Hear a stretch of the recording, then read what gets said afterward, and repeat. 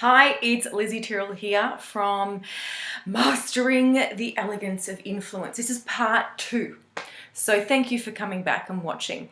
This is an exciting topic. Today what we're going to talk about is making every conversation count. Making every conversation count. Now, have you been in this scenario as a customer where you have aimed to contact someone to potentially ask for their help and they seem distracted and they seem too busy to talk to you and they may have wanted an answer yes or no on the spot, and they are doing that because they're incredibly busy. But if you hung up and just sort of thought, you know what, or walked away thinking, I'm not sure if that person actually cared. So what I want to talk about is making every conversation count in the context of your business from a customer perspective, but also from a business person perspective. So we can have some empathy and some understanding, okay? Now, from the customer perspective, when you define your customer experience and the type of experience that you want them to experience, therefore, for me, it's about a cascading effect. So what I want my customers to experience and my clients to experience as often as possible. Yes, I work this system like an elite athlete and refine it and learned this discipline over many years. I also want them to be able to provide that to their customers. And also, I believe in a cascading effect that actually can impact everybody around them. So the biggest thing for me and for everything I do is making sure that people know that I'm being present. So this is really important. Now, I have been in a position also where someone's been incredibly present and I've moved forward with them, and someone's been incredibly present and I haven't felt as comfortable in moving forward with them as a customer. Now, there's a reason for this, is that there needs to also be a framework around the presence. So there is actually a checklist or an identity for the business person of the type of person they choose to work with. Now, the business people watching this will be like, absolutely, I do not want to work with any time wasters. Don't even go there, Liz. And I absolutely get that. There are people that are actually not ready to take action today. But there are ways to have conversations with people where the door is left open and they know they can come back at any time. And when they come back, they actually mean business and they're ready to rock and roll, and you can in fact help them. When I was a head salesperson at a very, very hardcore, high-functioning, amazing business, the mentor that I was working with used to laugh. She'd be like, oh my God, we just got another amazing member to our community, and they're through you. And I said, yay, that's fantastic. She'd go jump on the computer and see when you spoke to them. And it would have been recently, but our conversation began a year ago. And so I become the queen of building a community that was people coming on board that definitely want to do business with it, but also the delayed.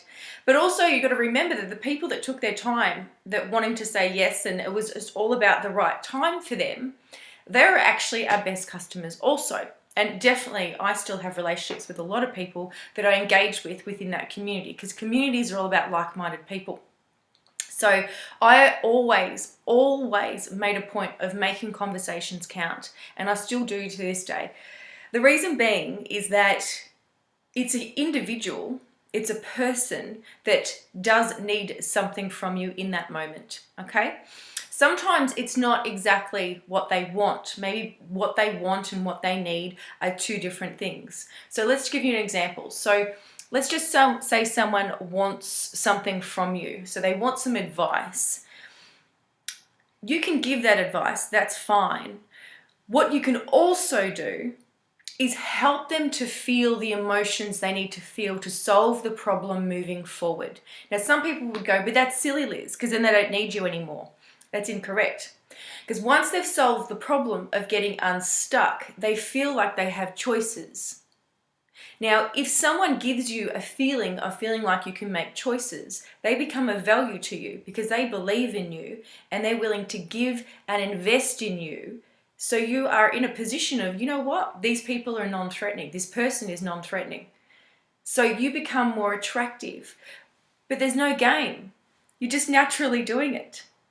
If they'd like to work with you and do the work, or they've done the work and they want to do the work with you and move forward and involve with your program and participate and be part of your community, then that's another conversation. But sometimes we just need to step people from here to here, so it gives them a freedom and choice to actually make a decision. Being present and making every conversation count means that as your business moves forward, people will eventually come back to you. And I'll do a whole segment on the art of influence around buying signs and signals. It's actually my favorite topic. But you got to remember that sometimes you don't get necessarily the buying signs straight away, but you plant the seed. And if you build that relationship and care, truly care about being a teacher and being a coach and being in business, then that relationship will come back to you when they're ready to move forward with you. Now, let's talk it. Does that make sense? I'm sure it does. Now, let's talk about it from a business perspective. From a business perspective, this is just as important. There's a triage aspect that goes when you're very, very busy. And I totally get that. That's why I'm doing my videos on a Saturday today. The triage effect is fascinating because you've got to figure out whether that person's ready to go right now. They're ready to go after they speak to their spouse or making a decision there so soon. Or if they're ready to go within another time frame. Okay, so I'll give you an example. There are people out there that have done their research, they know what they want, and they want to say yes straight away. So learning the arts of picking up those signs and signals and saying, all right, you're ready to go? Let's go. Let's book you in for your first session. We'll do the interview. We'll get you sorted. We'll get your confidence up, and then we'll start developing your program, getting you excited, getting you engaged, finding your voice, developing programs, getting your blog out there, getting your videos out there, and then we'll go from there, okay? There are some people that want to have that conversation.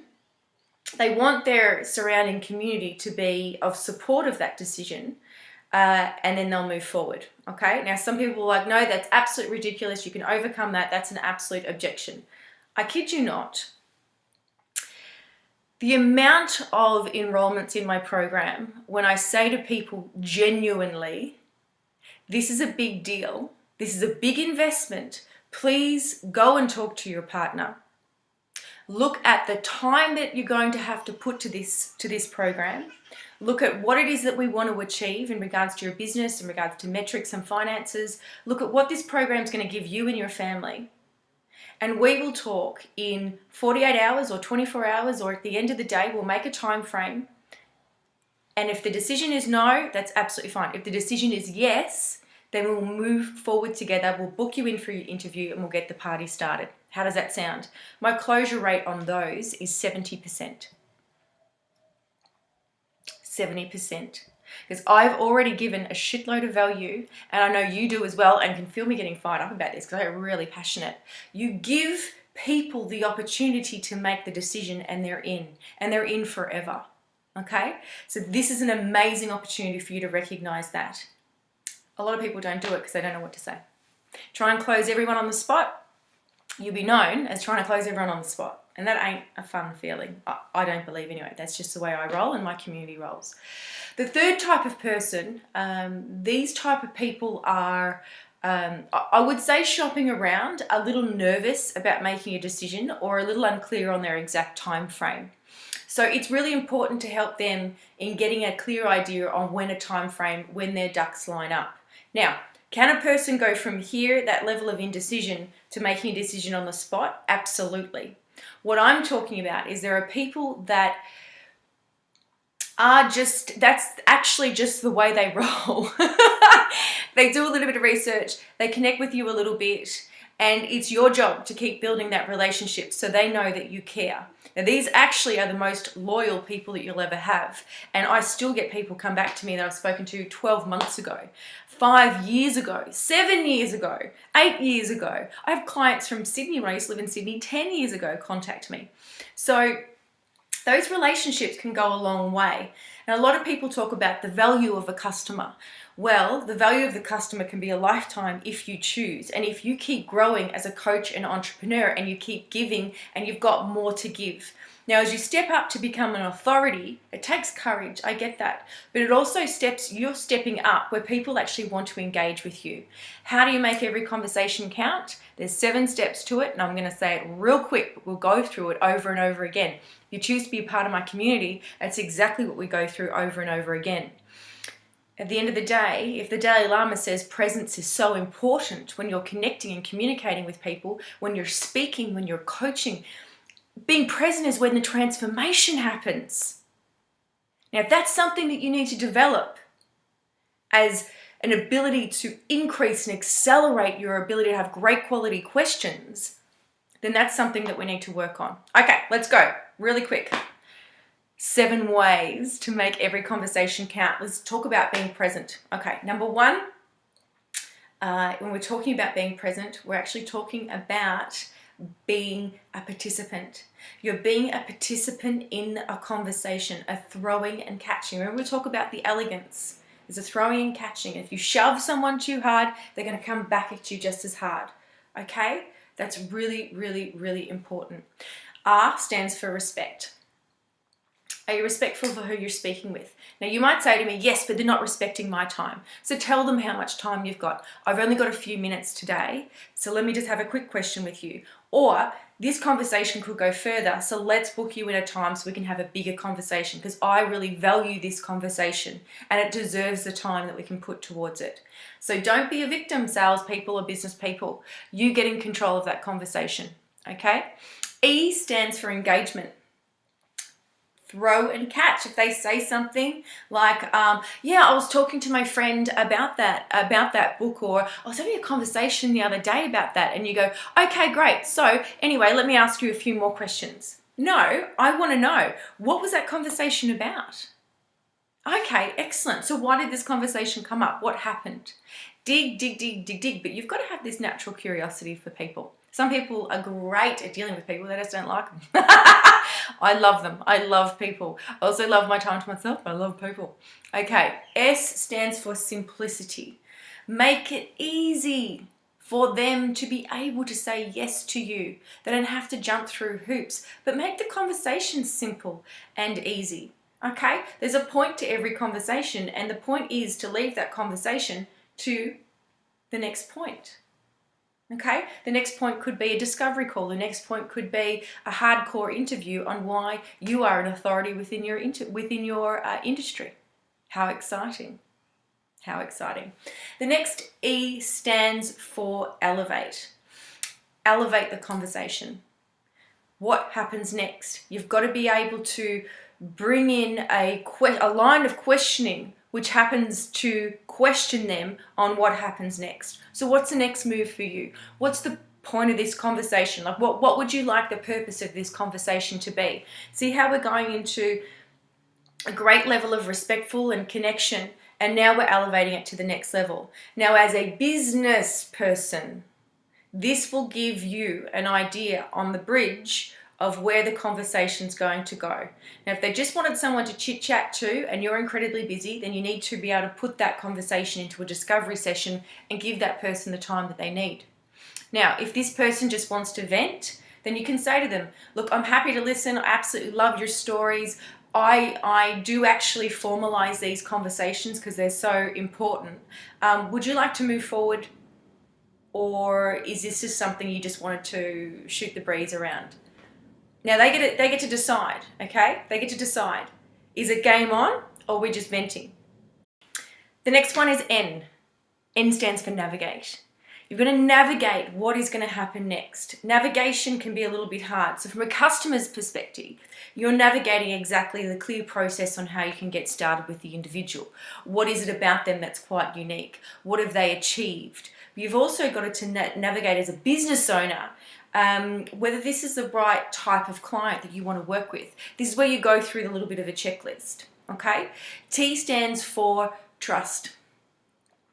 A really, really important part is trusting and engaging in a way where the end of the conversation is moving towards a deeper level of understanding. How do you know where there's trust there? Well, some people say you can assume it. Trust is defined on 3 levels. Yes, 3 levels. One is care factor. One is care factor, they call it benevolence. Number 2 is skill. And number 3 is your ability to truly, truly connect with that person's message through your integrity. Okay, so we've got trust is established by 3 things: care factor, skill, and integrity. And it's your ability to show up and make every single conversation count is what's going to make the biggest difference with your clients. Being present is a formidable 7-step process that we rinse and repeat, that's impacted by our rituals every morning, the way we speak to ourselves, our internal dialogue, how we activate and allow the inner leader to come out and play, and how we let and empower ourselves to empower other people. It's an exciting time. So hopefully this is a very long video, so hopefully you've got something out of it. Remember, we have Monday inspiration at 8 a.m. every single Monday. So please Facebook me and get in contact. I can send you out the email or register on some links below. But I can't wait for the next part 3, which is going to be all about revealing buying signs and signals. I know, buying signs and signals. How exciting is that? You'd be like, oh my God, I've been navigating with a blindfold on the whole time. How cool. So can't wait to share in part 3. Thank you for watching Mastering the Elegance of Influence. And our focus today was on being present and showing up for every single conversation and making every conversation count. Thanks very much. Bye.